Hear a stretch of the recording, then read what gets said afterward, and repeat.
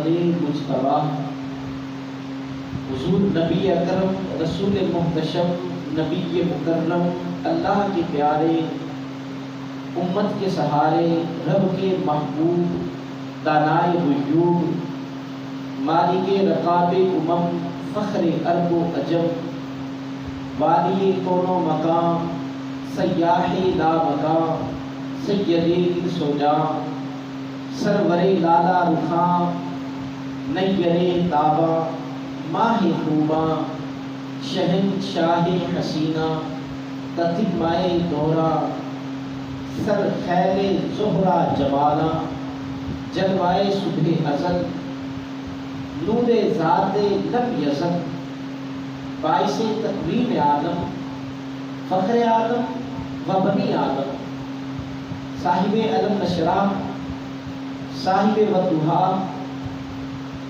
صاحب ما اوحا معصوم آمنہ احمد مجتبی جناب محمد مصطفیٰ صلی اللہ علیہ وسلم کے حضور ناز میں ہدیہ درود و سلام عرض کرنے کے بعد عزیز سامعین السلام علیکم ورحمۃ اللہ وبرکاتہ۔ آج 17 رمضان مبارک اور اوپر سے جمعے کا بابرکت دن 17 رمضان المبارک 2 ہجری کو کفر اور اسلام کی پہلی جنگ غزوہ بدر ہوئی، حق اور باطل کے درمیان پہلا معرکہ، اور اس میں مسلمانوں نے عظیمت کی ایسی داستان رقم کی جس کی مثال تاریخ عالم میں نہیں ملتی۔ کہاں پر 313 اور ان کے حوصلے اور ان کے جذبے، اور کہاں پر مقابلے میں سپر پاور، اور یہ دنیا کی تقدیریں بدلنے نکلے تھے۔ آقا صلی اللہ علیہ وسلم نے اعلان نبوت کیا، جو اپنے تھے وہ دشمن ہو گئے، جو صادق اور امین کہتے تھے، جو اپنے فیصلوں میں آپ کو حاکم تسلیم کرتے تھے، سب بیگانے ہو گئے۔ مخالفتیں، مقارنتیں اور اذیتیں، پریشانیاں، دکھ اور تکلیفوں کے پہاڑ ٹوٹ پڑے۔ کون سی ایسی سزا یا کون سی ایسی اذیت جو انہوں نے مسلمانوں کو نہ دی؟ حضرت عمار بن یاسر کی والدہ حضرت سمیہ رضی اللہ تعالیٰ عنہا اسلام قبول کرنے کی پاداش میں آپ کو 2 اونٹوں کے ساتھ باندھا گیا، دونوں ٹانگوں کو اونٹوں کے ساتھ باندھ دیا اور اونٹوں کو مخالف سمت میں دوڑایا اور آپ کی جسم کے 2 ٹکڑے کر دیے۔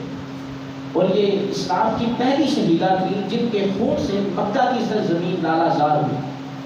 حضرت یاسر رضی اللہ تعالیٰ عنہ کو شہید کیا گیا۔ حضرت بلال حبشی کون سے ظلم کے پہاڑ جن پر نہیں توڑے۔ تپتے ہوئے صحرا میں آپ کو لٹا دیا جاتا۔ آج ابھی مئی جون کا مہینہ نہیں ہے جو اتنی سخت گرمی ہو، لیکن اس وقت بھی اتنی گرمی ہے کہ ننگے پاؤں آپ یہ پکے فرش پر نہیں چل سکتے۔ اور حضرت بلال حبشی کو تپتے ہوئے ریگزار میں لٹایا جاتا اور اوپر سے ظلم یہ کیا جاتا کہ بھاری بھرکم پتھر آپ کے اوپر رکھ دیے جاتے تاکہ نیچے سے یہ ہل بھی نہ سکے۔ تو کون سی اذیت ہے جو مسلمانوں کو نہ دی گئی؟ اور پھر وادی طائف میں حضور صلی اللہ علیہ وسلم کو پتھر مارے گئے۔ حضرت عائشہ صدیقہ رضی اللہ تعالی عنہ فرماتی ہیں کہ ایک دن میں نے حضور صلی اللہ علیہ وسلم سے عرض کی کہ یا رسول اللہ، غزوہ احد سے بڑھ کر بھی آپ کی زندگی میں کوئی مشکل دن آیا؟ صحابہ کے نزدیک غزوہ احد کا دن وہ بڑا ہی مشکل دن تھا کہ اس میں 70 مسلمان شہید ہوئے۔ حضور صلی اللہ علیہ وسلم کے چچا حضرت حمزہ کو شہید کیا گیا، اور آقا صلی اللہ علیہ وسلم آپ کے سر پر پٹی بندھی ہوئی ہے، اور آپ کے چچا حضرت حمزہ کا لاشا پڑا ہوا ہے، اور اس کا غسلہ کیا گیا تھا۔ غسلہ کہتے ہیں کہ شہید کرنے کے بعد ناک کاٹ دینا، کان کاٹ دینا، پیٹ کو چاک کر دینا، ہاتھوں کو کاٹ دینا، اسے غسلہ کرنا کہتے ہیں۔ اور حضرت حمزہ کو غسلہ کیا گیا، آپ کا کلیجہ نکال کر ہندا اس نے حضرت حمزہ کا کلیجہ چبایا، تو آقا صلی اللہ علیہ وسلم کے سر پر پٹی بندھی ہوئی ہے، اور حضور صلی اللہ علیہ وسلم صحابہ سے ارشاد فرما رہے ما فعل عمی، صحابہ مجھے میرے چچا کی کہانی سناؤ، مجھے میرے چچا کے احوال سناؤ۔ تو صحابہ کے نزدیک غزوہ احد کا دن وہ بڑا ہی سخت دن تھا۔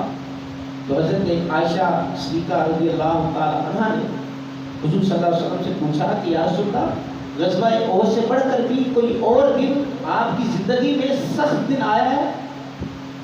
تو آقا صلی اللہ علیہ وسلم نے فرمایا کہ ہاں، جب میں طائف کے بازاروں میں گیا، میں انہیں دعوت حق دینے گیا اور انہوں نے میری دعوت کو قبول نہیں کیا،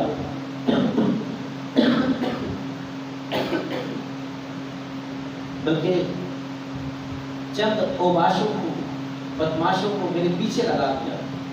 اور وہ بدماش کیا کرتے، دو رویا قطاروں میں وہ کھڑے ہو گئے اور اب درمیان سے حضور گزر رہے ہیں، وہ حضور صلی اللہ علیہ وسلم کے پاؤں مبارک پر پتھر مارتے اور حضور صلی اللہ علیہ وسلم کے پاؤں مبارک زخمی ہو گئے، آپ کے نالین خون سے بھر گئے۔ اور جب کبھی حضور صلی اللہ علیہ وسلم درد کی شدت سے، تکلیف سے کہیں پر بیٹھتے تو اوباش آگے بڑھتے، حضور صلی اللہ علیہ وسلم کو کندھوں سے پکڑ کر پھر کھڑا کر دیتے۔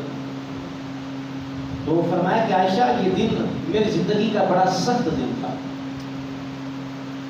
اور جو آپ کے ساتھ صحابہ تھے انہوں نے کہا یا رسول اللہ آپ ان کے حق میں بددعا کریں۔ حضور صلی اللہ علیہ وسلم نے ارشاد فرمایا کہ میں ان کے لیے رحمت کی رحمت بن کر آیا ہوں۔ آپ اندازہ کریں حضور صلی اللہ علیہ وسلم کی رحمت کا عالم، آج ہمیں کوئی گالی دے دے، جب تک جواب میں دو گالیاں نہ دے دے ہمیں سکون نہیں آتا، کوئی ہلکا سا دھکا دے دے جب تک اسے زمین پر نہ گرا دے ہمیں چین نہیں آتا، اور وہاں پر پتھر مارے جا رہے ہیں اور اختیار بھی ہے بدلہ لینے کا۔ تو جب صحابہ کا اصرار بڑھا کہ یا رسول اللہ آپ ان کے حق میں بددعا کریں، تو حضور صلی اللہ علیہ وسلم نے ہاتھ اٹھا دیے۔ اب صحابہ منتظر تھے، ابھی لب واہ ہوں گے اور انہیں دو پہاڑوں کے درمیان کچل دیا جائے گا، یا ان پر آگ کی بارش ہوگی یا ان پر پتھروں کی بارش ہوگی، لیکن حضور نے ہاتھ اٹھائے۔ جب لب واہ ہوئے تو حضور نے فرمایا کہ اے اللہ میری قوم کو ہدایت عطا فرما، میری قوم کو ہدایت عطا فرما۔ اور پھر فرمایا کہ اگر یہ ایمان نہیں لاتے ان کی آنے والی نسلیں ایمان لے کر آئیں گی۔ تو فرمایا کہ عائشہ وہ دن میری زندگی کا بڑا سخت دن تھا۔ اور پھر شیب ابی طالب کی گھاٹی 3 سال تک سماجی بائیکاٹ کیا، کھانے پینے کی چیزیں اندر نہ جانے دیتے، کوئی سامان اندر جانے نہ دیتے۔ صحابہ نے درختوں کے پتے کھا کر گزارا کیا، گھاس پھوس کھا کر گزارا کیا، عورتوں کی چھاتیوں سے دودھ خشک ہو گیا، بچے دودھ نہ ملنے کی وجہ سے بلکتے تھے۔ وہ دن حضور صلی اللہ علیہ وسلم کی زندگی کے بڑے سخت دن تھے، لیکن آپ نے یہ 3 سال بھی کاٹے۔ تو جب مکہ والوں کی تکلیفیں، ان کی اذیتیں، ان کی طرف سے مخالفتیں، مقارنتیں اور یہ سازشیں حد سے بڑھی، تو پھر ہجرت کا حکم ہوا کہ محبوب یہ مکہ والے یہ آپ کو پہچانتے نہیں ہیں، اگر آپ کو پہچان لیتے آپ کی راہوں میں کانٹے نہیں بلکہ اپنی پلکیں بچھا دیتے۔ محبوب یہ آپ کو جانتے نہیں ہیں، آپ مدینہ چلے جائیں، وہ آپ کی راہیں تک رہی۔ اور پھر یہ اسلام کا ایک روشن باب، جب حضور صلی اللہ علیہ وسلم مکہ سے مدینہ ہجرت کر کے گئے اور جو آپ کا وہاں پر استقبال ہوا، اور مدینہ کی چھوٹی چھوٹی ننھی بچیاں انہوں نے دف بجا کر اور تالال بدرو علینا کے گجرے گا کر جو آپ کا استقبال کیا، وہ تاریخ اسلام کا ایک روشن باب ہے۔ کہیں معصوم سی بچیاں دف بجاتی تھی، رسول پاک کی جانب اشارہ کر کے گاتی تھی، اور کیا کہتی تھی؟ ہم ہیں بچیاں نجار کے عالی گھرانے کی، خوشی ہے آمنا کے لال کے تشریف لانے کی۔ تو وہ تاریخ ایک روشن باب تھا۔ مدینہ کی گلیاں تالال بدرو علینا کے نعروں سے گونج اٹھی، اور آج حضرت ابو ایوب انصاری وہ بھی خوش ہے اور صحابہ سے کہتے ہیں کہ لوگوں آج دیکھو، آج شہنشاہوں کا شہنشاہ میرے گھر کا مہمان بنا ہوا ہے، آج مجھے مبارک دو، آج مجھے مبارک دو، آج جبرائیل فرشتوں کے ساتھ میرے گھر کا پہرا دے رہی ہے، آقا علیہ السلام نے ریاست مدینہ کی وہاں پر بنیاد ڈالی اور یہودیوں کے ساتھ عیسائیوں کے ساتھ معاہدے ہوئے. کفار کو یہ معاہدے اور اسلام کی بڑھتی ہوئی تعداد اور اسلام پھلتا پھولتا ہوا ایک آنکھ نہ پایا. انہوں نے مکہ سے عبداللہ بن ابی کی جانب خط لکھا اور کہا کہ ہمارے کچھ لوگ تمہارے پاس آئے ہیں، ان کے ساتھ جنگ کرو اور انہیں مدینہ سے نکالو، انہیں واپس بھیجو، اور اگر تم ان کے ساتھ جنگ نہیں کرتے تو ہم تمہارے ساتھ جنگ کریں گے اور تمہیں غلام بنا لیں گے، تمہاری عورتوں کو باندیاں بنا لیں گے اور تمہارے بچوں کو غلام بنا لیں گے. اور اسی طرح کے مضمون کا خط مسلمانوں کو لکھا کہ تم واپس آ جاؤ اور یہ جو تم نے ایک نیا دین دیا ہے اس دین کو چھوڑ دو. تو حضور صلی اللہ علیہ وسلم آپ نے ریاست مدینہ کی بنیاد ڈالی، یہودیوں اور عیسائیوں کے ساتھ حضور صلی اللہ علیہ وسلم نے معاہدے کیے، اور کفار صرف یہی نہیں کہ انہوں نے خط لکھا اور اس کے بعد رک گئے، بلکہ مسلمانوں کے جو چند افراد پر مشتمل گروہ وہ تجارت کے لیے سفر کرتے یا ویسے کسی دوسرے علاقے کی جانب جاتے تو کفار مسلمانوں کے گروہوں پر حملہ کرتے، انہیں تکلیفیں دیتے، ان کا سامان لوٹ لیتے، ان کے لوگوں کو قتل کر دیتے، اور پھر جواباً صحابہ بھی اگر ان کا کوئی آدمی آ جاتا اسے قتل کر دیتے. عمر حضرمی بہت بڑا سردار تھا مکہ کا، اس کا قتل یہ غزوہ بدر کا ایک مین ایشو بنا. اور پھر ابو سفیان مکہ کا سردار تھا، یہ ایک بہت بڑا تجارت کا قافلہ لے کر مکہ سے شام تجارت کرنے کی غرض سے گیا، اور اس قافلے میں قریباً جتنے بھی مکہ والے تھے سب نے اپنا سامان تجارت لگایا ہوا تھا، اور جو اس کے پہرے دار تھے، اس کی حفاظت کرنے والے محافظ تھے، ان کی تعداد 40 تھی.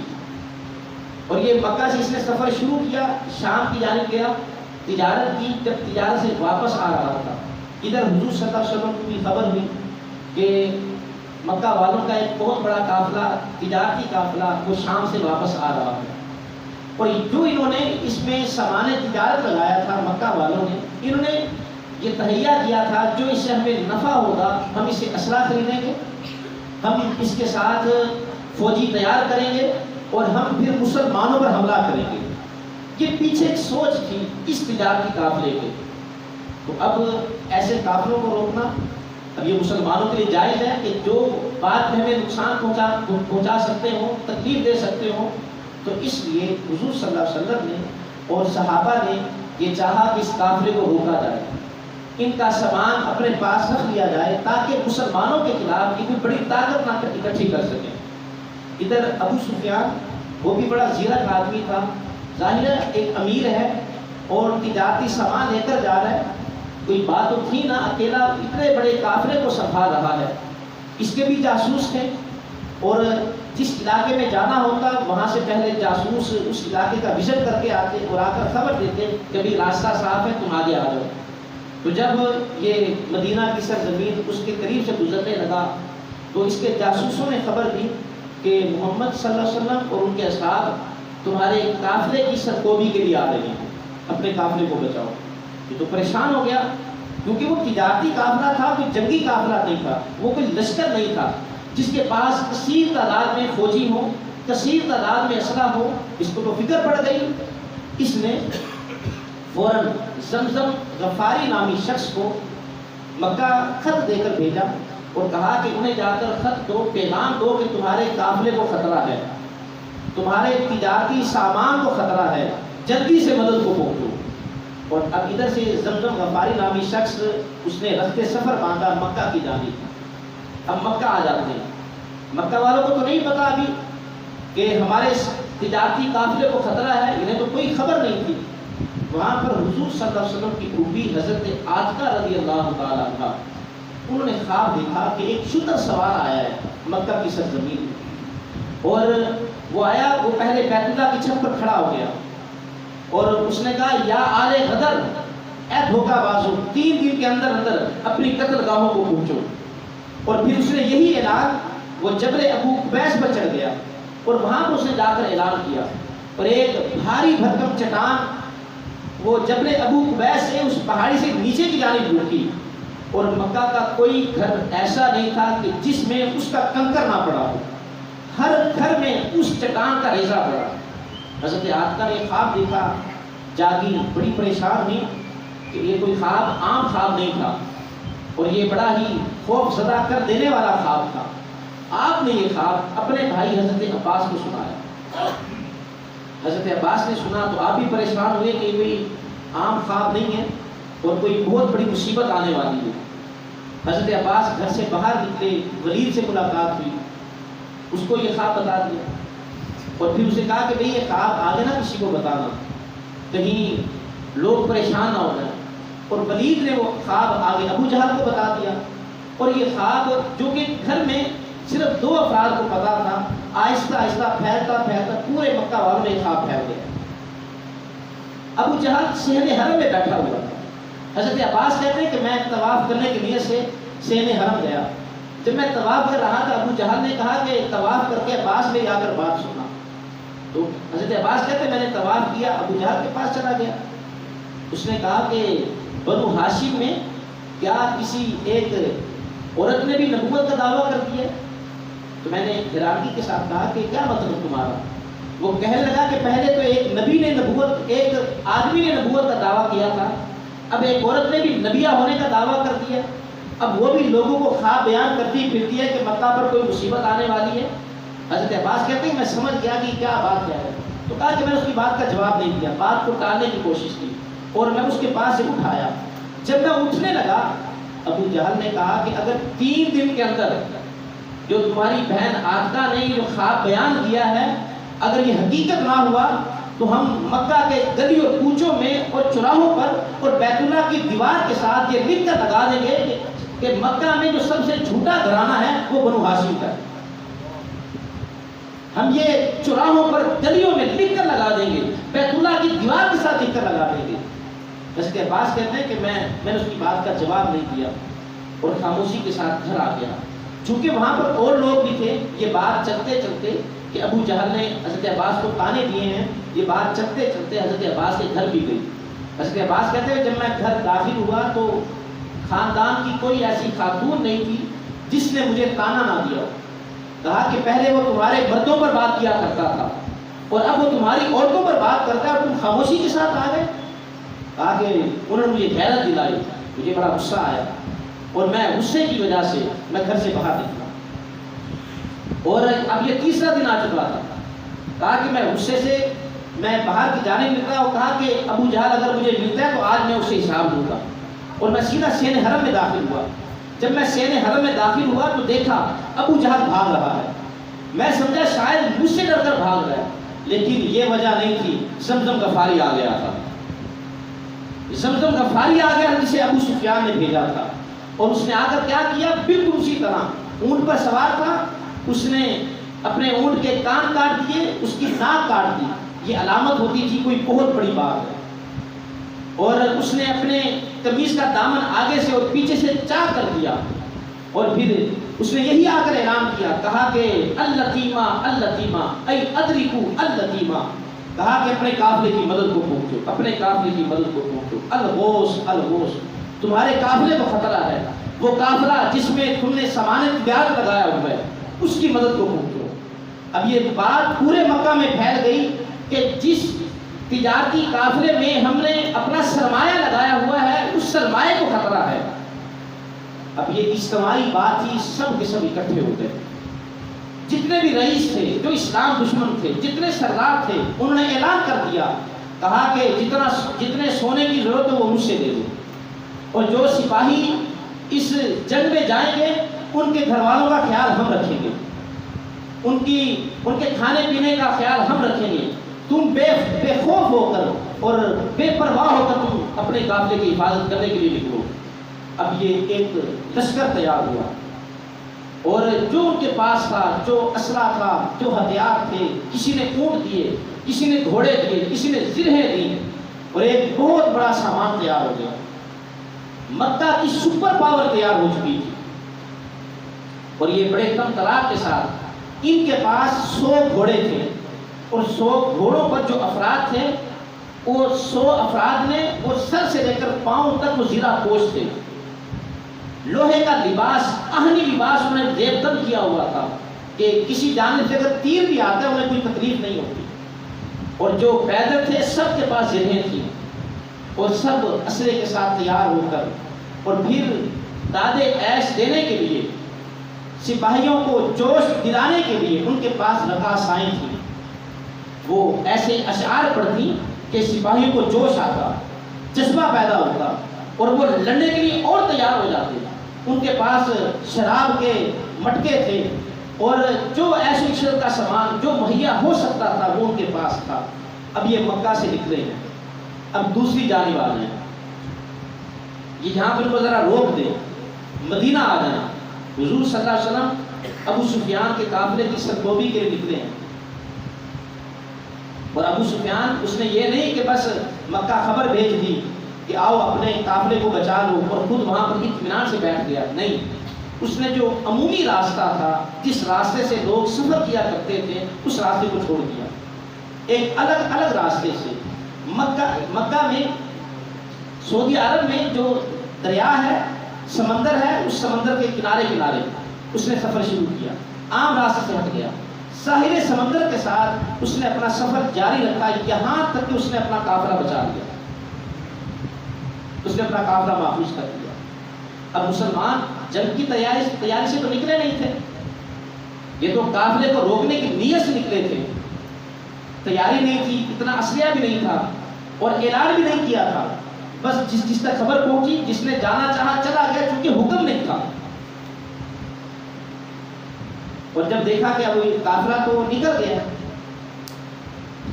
تو آقا صلی اللہ علیہ وسلم نے صحابہ سے مشورہ کیا کہ صحابہ اب کیا کیا جائے۔ اور دوسری جانب ابو سفیان جب اس نے دیکھا کہ میں نے اپنا قافلہ محفوظ کر لیا، اپنا قافلہ بچا لیا، اس نے مکہ والوں کی جانب ایک اور خط بھیجا، اس نے کہا کہ اپنے اپنے گھروں کو واپس چلے جاؤ، ہمارا قافلہ محفوظ ہو گیا، میں باحفاظت مکہ پہنچ جاؤں گا، پریشان ہونے کی ضرورت نہیں ہے، تمہارا سامان محفوظ ہاتھوں میں ہے، واپس اپنے گھروں کو چلے جاؤ۔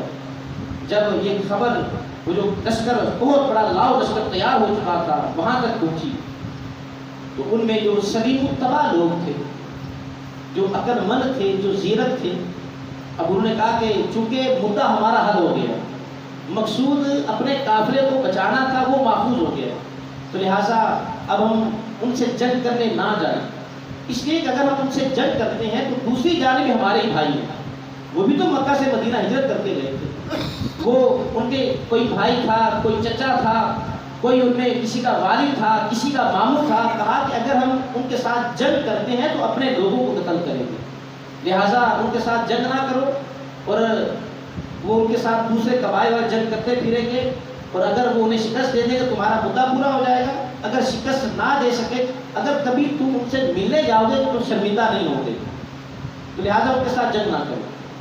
ابو جہل اسے بڑا مان تھا کہ میرے پاس اتنی بڑی فوج ہے، یہ ایسا بدبخت شخص اور ایسا شیطان فطرت شخص تھا، ایسا شریر شخص تھا۔ حضور صلی اللہ علیہ وسلم نے ارشاد فرمایا کہ ہر امت کا کوئی نہ کوئی فرعون ہوتا ہے، میری امت کا فرعون ابو جہل ہے۔ تو ابو جہل کہنے لگا کہ نہیں، اب ہم ان سے جنگ کرنے کے لیے نکلے ہیں، اب جنگ کر کے واپس آئیں گے، اگر ہم ایسے ہی واپس آ جاتے ہیں تو یہ تو ہماری توہین ہوگی، اور جو پورے عرب میں ہمارا روب اور دبدبہ چھایا ہوا ہے وہ ہمارا روب ختم ہو جائے گا، لوگ کہیں گے یہ ڈر کر واپس آ گئے، جنگ نہیں کی۔ ہم میدان بدر میں جائیں گے، وہاں پر ہم 3 دن ٹھہریں گے، وہاں پر دعوتیں کریں گے، شراب کے جام وہاں پر اٹھائے جائیں گے، وہاں پر رقص ہوگا، سرور ہوگا، 3 دن تک وہاں پر رہیں گے، موجیں کریں گے، عیاشیاں کریں گے، اور اس کے بعد واپس آئیں گے تاکہ پورے عرب پر ہمارا روب جمع رہے۔ اخنس بن شریح یہ بھی کافر تھا، اسی کافرے میں، اسی لشکر میں شامل تھا، بہت بڑا سردار تھا، اس کے اندر یکایک تبدیلی آئی۔ اس نے ابو جہل سے کہا کہ ابو جہل، اس کا نام عمر بن ہشام تھا، کہا عمر بن ہشام دیکھو ہمارا قافلہ محفوظ ہو گیا ہے، اب جنگ کرنے کی ضرورت نہیں ہے، اب جنگ نہ کی جائے۔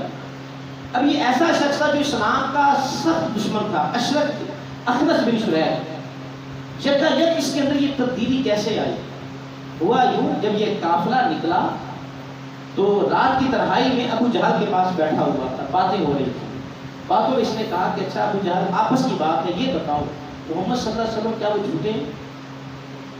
अब अबू जहल, अंदर की बात है, अबू जहल कहने लगा अल्लाह की कसम मोहम्मद सल्लल्लाहु अलैहि वसल्लम सच्चे हैं। ये अबू जहल कह रहा है, कहा कि अल्लाह की कसम वो सच्चे हैं और हम उन्हें सादिक और अमीन कहते थे, हमने कभी उनकी जुबान से झूठ नहीं देखा, कभी उनकी जुबान से झूठ सुना नहीं है।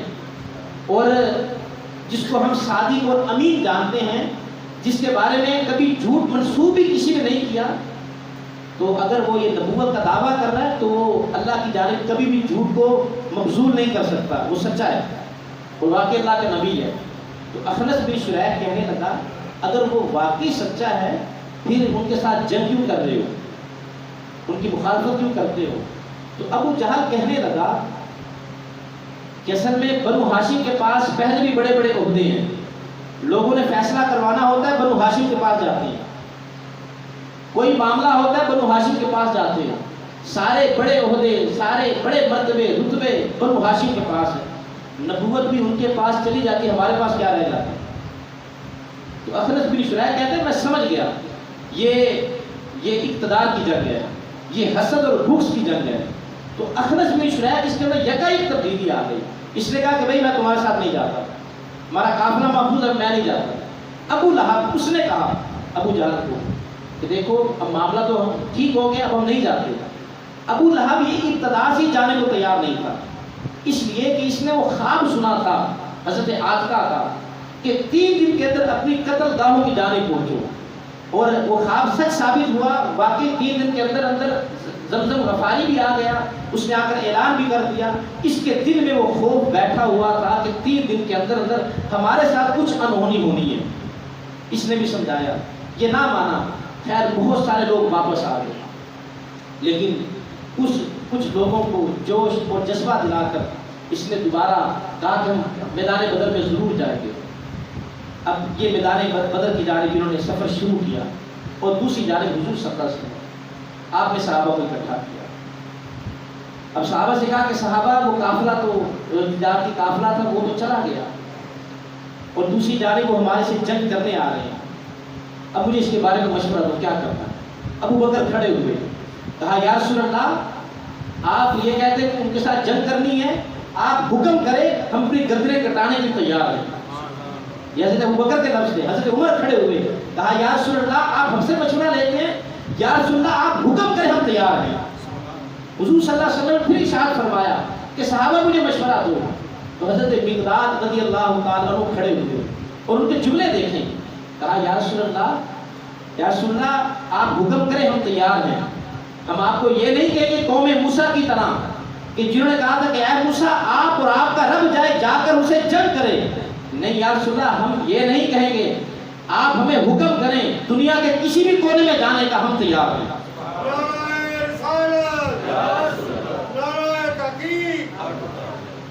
हुज़ूर सल्लल्लाहु अलैहि वसल्लम ने फिर इरशाद फरमाया कि सहाबा मुझे मशवरा दो। हज़रत साद खड़े हुए, कहा या रसूल अल्लाह, आपका इशारा अंसार की जानिब है कि अंसार इस मामले में क्या कहते हैं? तो या रसूल अल्लाह, ये बात है, आप हमें समंदर में कूदने का हुक्म थे, आपके हुक्म पर समंदर में भी कूद जाएंगे। जब ये मीटिंग हो रही थी और आका इस्लाम ने सहाबा के ये मोहब्बत भरे अल्फाज, उनकी जान निसारी और उनका हुजूर के नाम पर अपनी जानें कुर्बान कर देना, तो ये सारा कुछ सुना हुजूर सल्लल्लाहु अलैहि वसल्लम खुश हो गए। फरमाया कि चलो फिर अब मैदान बदर में पहुंचते हैं, अब तैयारी हो गई, अब मैदान बदर की जानिब अब सफ़र शुरू कर दिया। उधर यहूदी देख रहे हैं, ईसाई देख रहे हैं, चूँकि जंग की तैयारी तो थी ही नहीं और मुसलमानों के पास जो घोड़े थे वो सिर्फ 2 घोड़े थे, 70 ऊँट थे और 6 शमशीरें, और निकले थे ये दुनिया की तकदीर बदलने। और यहूद और नसारा वो देख रहे हैं और देखें जिनके पास तलवारें नहीं थी उन्होंने ये खजूरों के डंडे बना लिए, ये उनकी तलवारें थी। अब यहूद ने कहा कि मुसलमानों तुम्हें क्या हो गया? اپنے آپ کو موت کے منہ میں دھکیل رہے ہو.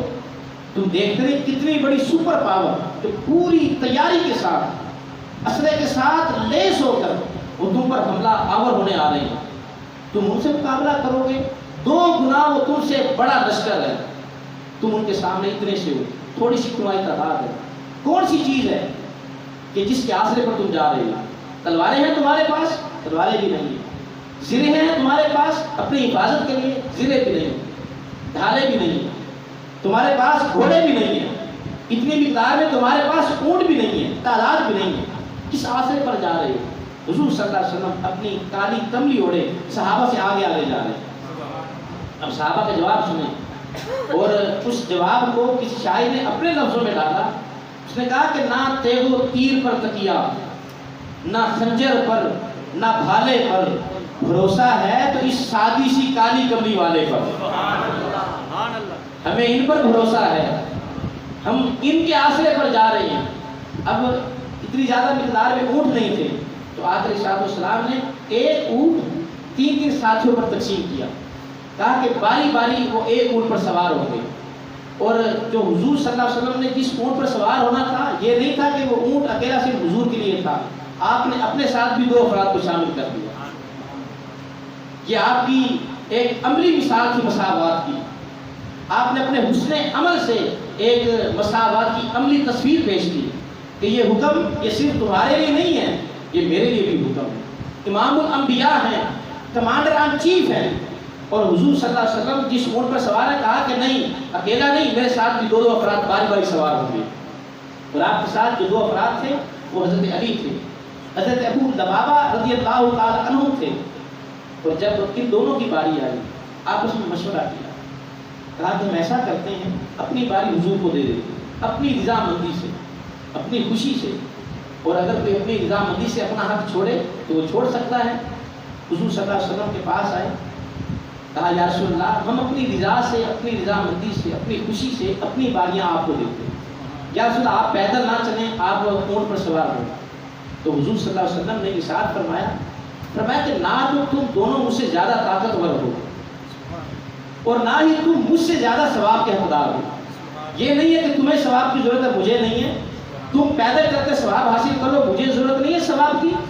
لہٰذا ہر بندہ اپنی اپنی باری پر سوار ہوگا. اب یہ جا رہا ہے, مدینہ سے جب کچھ فاصلہ ہوا, ابھی میدان بدر نہیں آیا, ایک مقام پر ایک بدو ملا. ایک بدوی وہ اپنی بکریاں چلا رہا تھا. تو صحابہ نے کہا سلم علی رسول اللہ صلی اللہ علیہ وسلم. اس بدو سے کہا کہ اللہ کے رسول نے سلام کرو. اس نے کہا میں تو نہیں سلام کہتا, میں اسے کیسے نبی مانوں؟ میں تو انہیں تب نبی مانوں گا جب یہ بتائیں گے کہ میری اونٹنی کے پیٹ میں کیا ہے.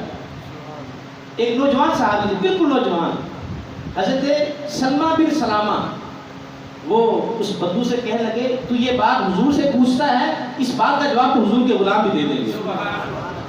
کہا کہ تو نے اس کے ساتھ بدماشی کی ہے, اس کے پیٹ میں تجھ سے بچہ ہے. تو آگے بڑھے, حضور صلی اللہ علیہ وسلم فرمایا کہ تم نے تو اسے رسوا ہی کر دیا. پھر آگے بڑھے, میدان بدر میں وہ کفار پہلے پہنچ چکے تھے, اور جو بلند جگہ تھی, جو سخت جگہ تھی, مٹی جہاں پر جمی ہوئی تھی, وہاں پر آ کر کفار نے مورچے سنبھال دیے. اور دوسری جانب جب یہ آئے تو یہ جو نچلی سطح تھی اور جہاں پر ریت تھی, اور ریت بھی ایسی کہ پاؤں اس میں دھنس جاتا تھا, صحرا تھا, پاؤں دھنس جاتا تھا اور چلنے میں دشواری ہوتی تھی. تو وہاں پہ جا کر پڑاؤ ڈالا. تو جو میدان بدر میں کافی سارے پانی کے کنویں اس وقت تھے, اور بعض کنویں ایسے تھے